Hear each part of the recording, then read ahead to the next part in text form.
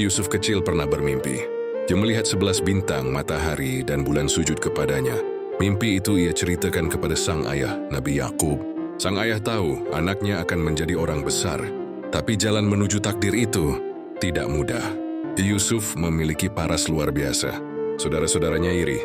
Mereka tak suka Yusuf lebih disayang. Dan pada suatu hari mereka memutuskan, Yusuf harus disingkirkan. Dengan tipu muslihat mereka mengajak Yusuf bermain ke padang. Di sana mereka melemparnya ke dalam sumur, lalu pulang sambil pura-pura menangis. Yusuf kecil menangis di dasar sumur. Tapi tak pernah ia berkata Tuhan tidak adil. Ia hanya diam menunggu takdir Tuhan bekerja. Tak lama, ia ditemukan oleh kafilah dagang dan dijual sebagai budak ke Mesir. Di sana, ia tinggal di rumah seorang pejabat tinggi, Al-Aziz. Namun ujian belum berakhir. Istri sang tuan tertarik pada Yusuf.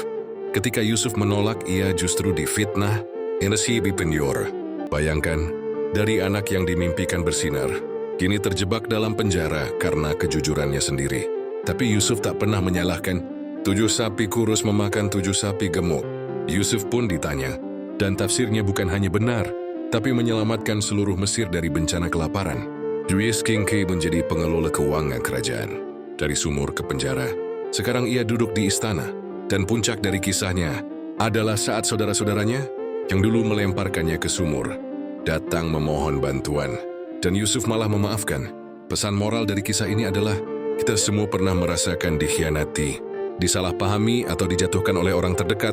Tapi kisah Yusuf mengajarkan bahwa takdir Allah selalu bergerak. Bahkan ketika kita tidak mengerti alurnya. Yusuf tidak marah. Ia tidak dendam. Juistidu. Semua ini adalah celesti untuk membentuknya menjadi pemimpin. Kamu mungkin sedang di dalam sumur atau merasa terpenjara oleh keadaan.